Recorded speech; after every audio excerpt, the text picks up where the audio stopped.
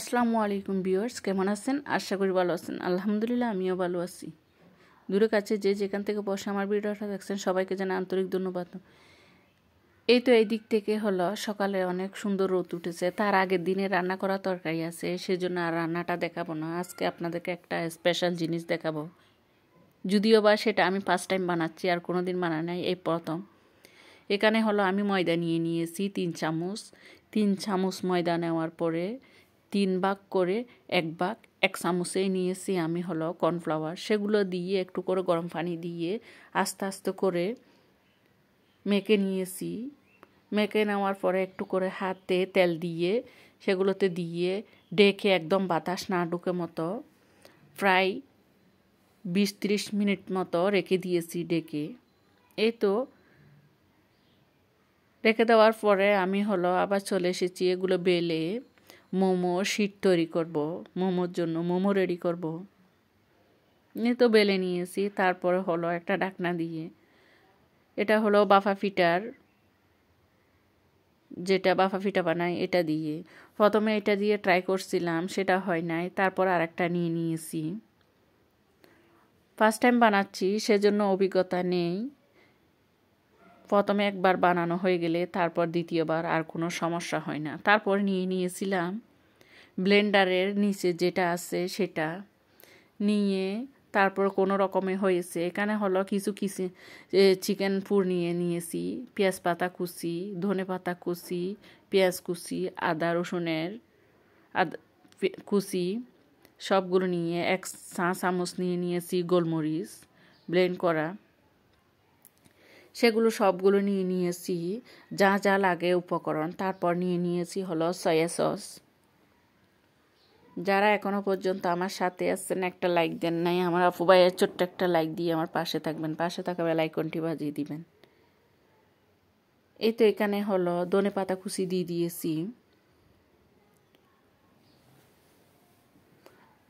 দিয়ে যা যা লাগে গোলমরিচ দিয়ে দিয়েছি, পেঁয়াজ কুচি দিয়ে দিয়েছি।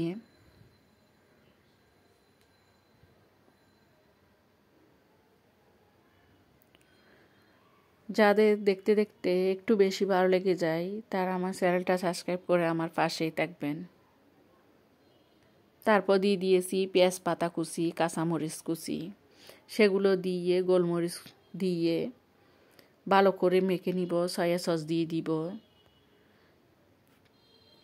রসুন আর আদা কুচি একটু করে ঘিয়ের মধ্যে ভেজে নিয়েছিলাম, তারপর ঠান্ডা করে এগুলো ঢেলে দিয়েছি। ঘিয়ের মধ্যে ভেজে নিলে কি হয়, কাঁচা গন্ধটা চলে যায় আর কাঁচা গন্ধ লাগে না, সেজন্য। তারপর দিয়ে দিব সয়া সস 2 টেবিল চামচ দিয়ে ভালো করে মেখে নিব। মেখে নিয়ে একটা একটা করে ফুট দিয়ে এটা তৈরি করব। মোমোর বাসটা আমি তেমন জানি না, ফার্স্ট টাইম, সেজন্য প্রথমে একবার দেওয়ার পর তারপরে শিখে নিয়েছি।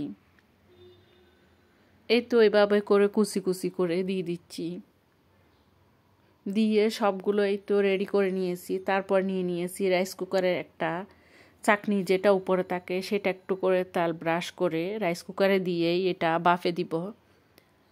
আমি 30 মিনিট দিয়েছিলাম।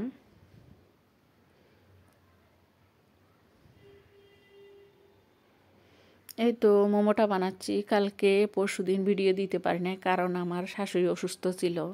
সবাই আমার শাশুড়ির জন্য দোয়া করবেন। আমার শাশুড়িকে দেখতে গিয়েছিলাম কালকে শুক্রবারে, সেজন্য আর ভিডিও দেওয়া হয় নাই। এই তো আমার মোমো হয়ে গিয়েছে রেডি।